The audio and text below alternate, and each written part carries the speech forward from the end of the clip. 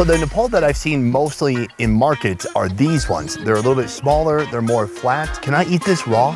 Yeah, it's a little bitter, but it's good. I can eat this raw? Yeah. No. Each country's cuisine is largely shaped by what grows naturally in that given geography. These are so fun. Mexico's amazing, I guess. In Mexico, that means chilies, This salsa is giving life to everything. corn, That's a lot of flavor. I just had a quinceañera in my mouth. and one ingredient I've never seen in the USA. This is something I've never seen before. This is a cactus. That means cactus.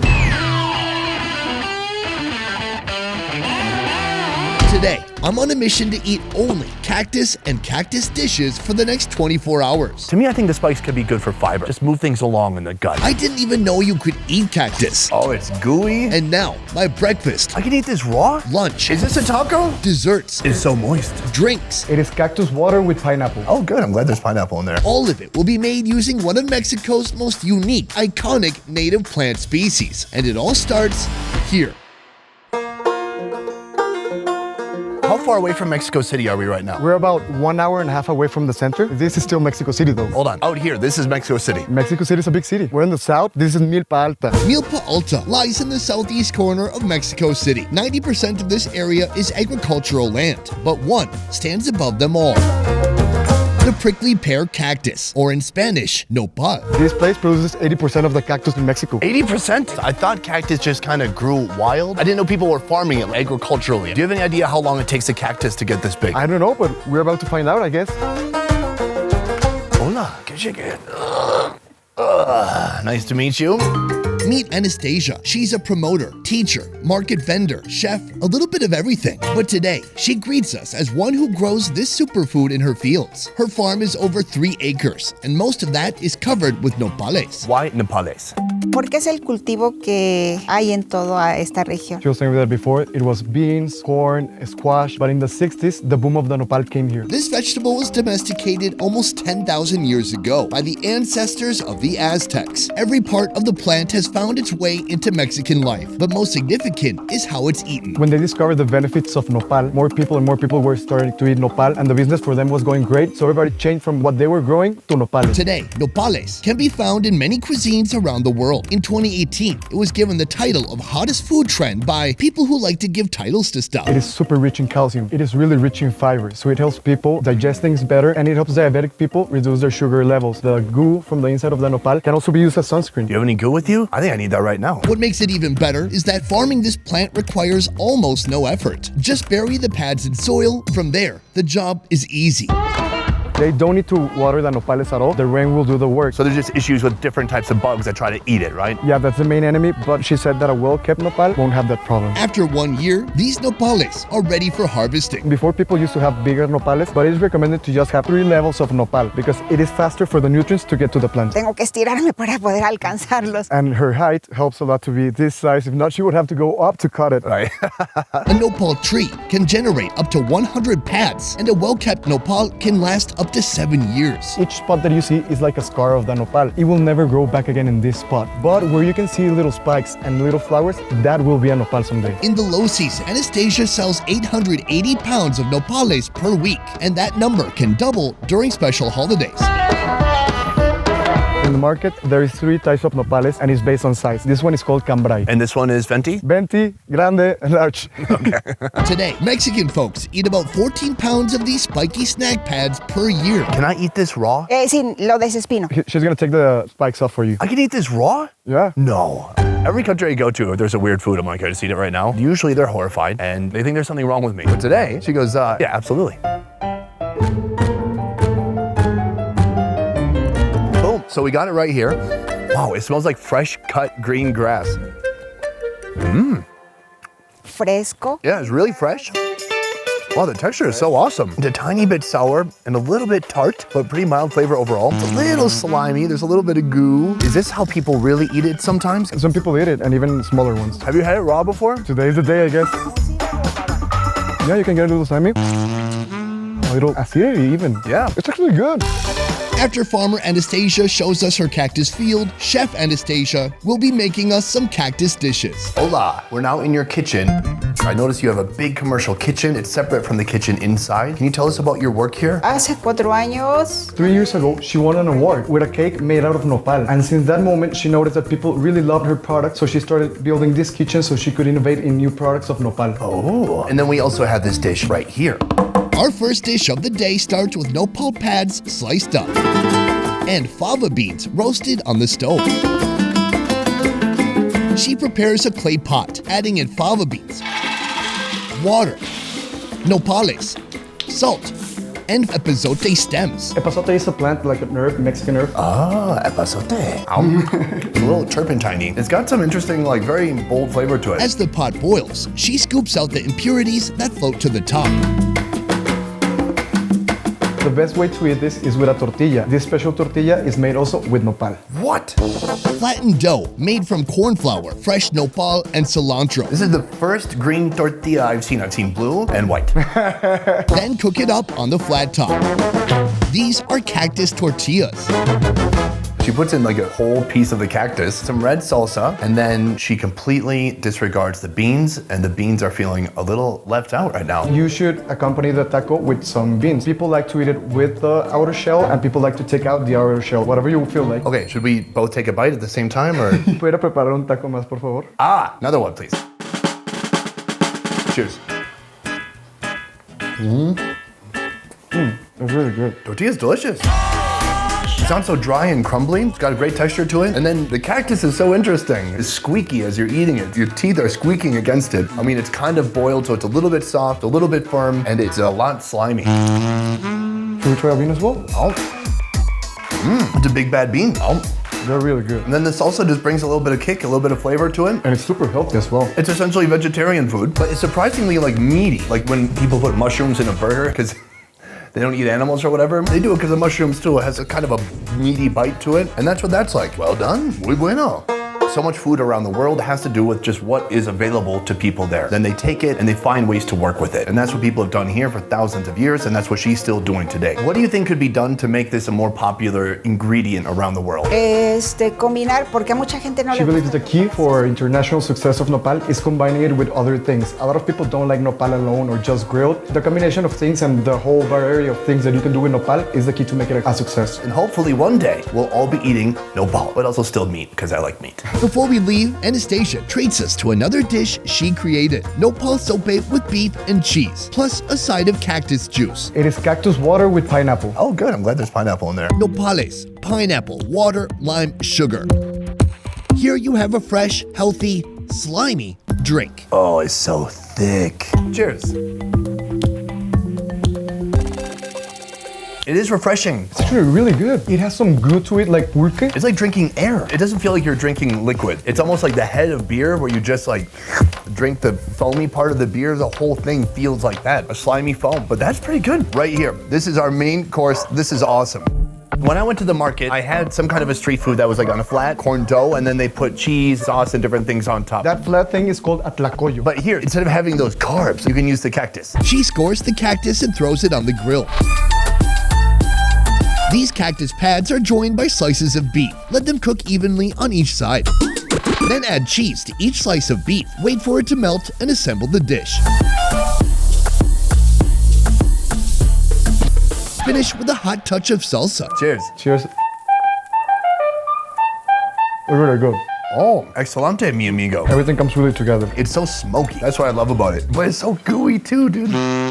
That's the part that throws me off every time I pick it up. I see strands of goo, like a 5-year-old that's just sneezed. But it has a wonderful smoky flavor that is taken on from being grilled. And then when you pair that with meat and with cheese, it goes together so well. How does it taste to you? I actually really like it. Once you grill the nopal, it does get that gooey texture, but it becomes really soft and really delicious. The beef is perfectly cooked. That cheese brings creaminess to the dish, and the salsa can never miss in a Mexican dish. Oh, love the salsa.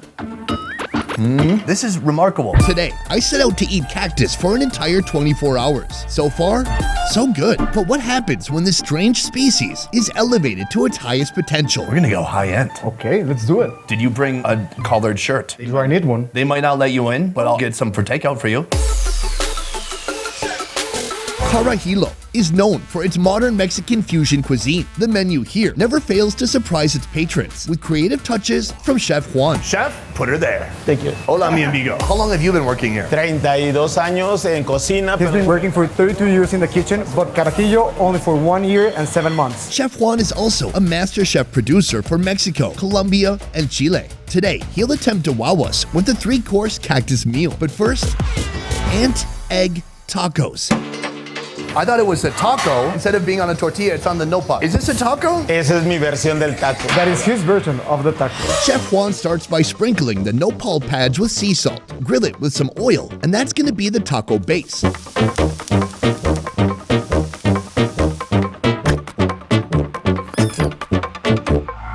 Slather each pad with black bean paste and mozzarella cheese. Then back to the grill with the toppings face down.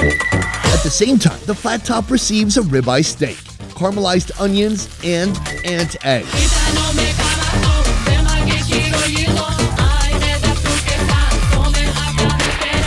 Time for the build. The cactus base, ribeye steak, caramelized onions, ant eggs, and finish with a slice of avocado. Whoa, that's delicious.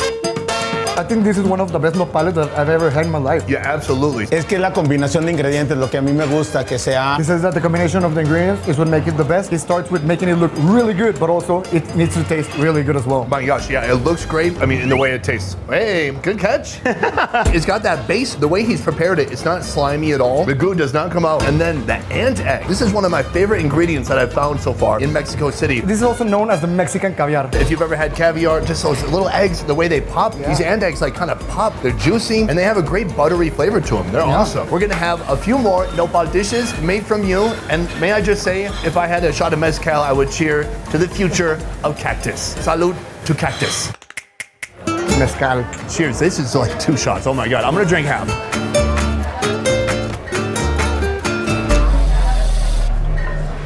You should accompany it with a little bit of hibiscus flower. Oh, and you accompany it with a bullet to my head.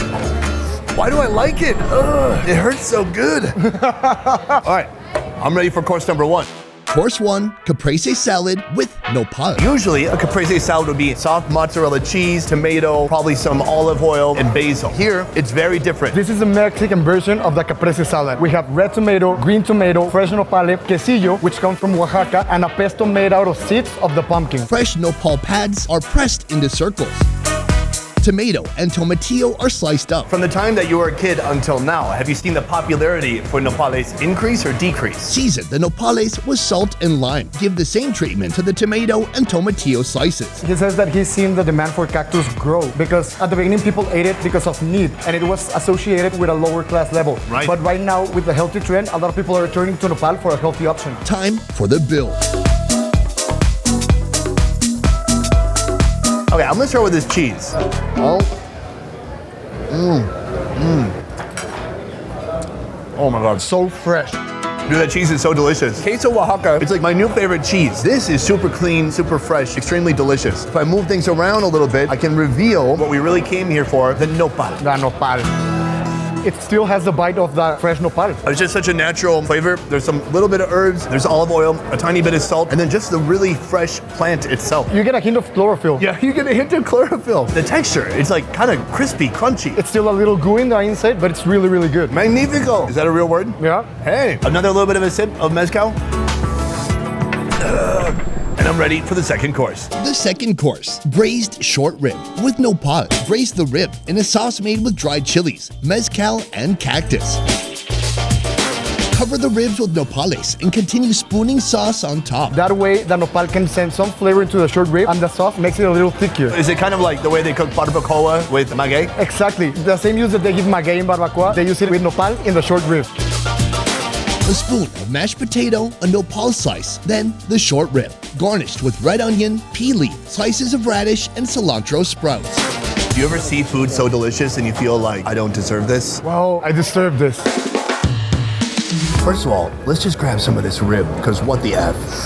It is so soft and tender and succulent and delicious looking, and the plate is really freaking hot. This is almost like barbacoa. I almost fell out of my chair.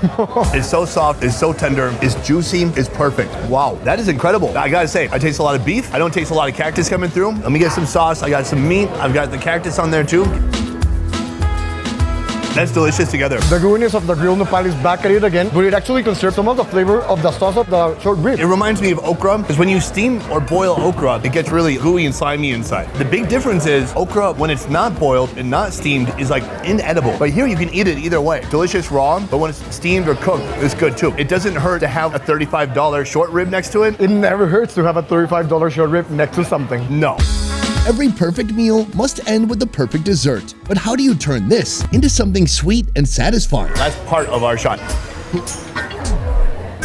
Final course. Gracias. Oh my gosh. Here you have a corn cake. It is a Mexican dessert. On top of the corn cake, we have a caramel-based syrup with some nopal inside of it. And on top, we have caramelized popcorn. And next to it, we have tuna ice cream. Tuna is the fruit that comes from the cactus. Here we go again. Cheers. Cheers. It's like eating the watermelon green. It's a little cucumbery. That is the flavor of tuna. Here's what tuna looks like. No, not that tuna. This tuna. It's a fruit in Mexico. Have you ever had cornbread before? I mean, isn't that what a tamale is? No, it's completely different. All right, let's try it. I'm gonna cut it like a birthday cake. Exactly, that's how you eat it. Right on the money. Oh, it's so moist. Moist. They must have included some kind of a moisturizer. That is great. The caramel popcorn offers a bit of crunch. The cake itself is super moist, as I said already. And then the caramel on top just kind of brings everything together. It unites it all into one sweet treat. I gotta say, I don't taste any cactus. No, you can lose the nopal inside of the caramel. The cactus, I can see it visually. Let me try to taste it. A little bit. You get a little crunch from the cactus inside of the syrup. Little notes of cactus. That's how rich people, that's how arrogant people, that's how food reviewers, that's how critics talk about food. You have to talk about notes, and you have to talk about front end and back end. Mainly that. Okay, you lost me. For me, it's very cool to go from seeing a food I've never really experienced at all in my life to just seeing it in all its different forms and iterations. Going from the field to seeing it locally made to seeing it elevated to its highest potential here at this restaurant. It is very diverse and a very unique ingredient, an ingredient that will forever remind me of my trip here in Mexico. Nopales. Salud. Salud. Salud. All right, thank you, chef. Why is he not coughing? Ahumado.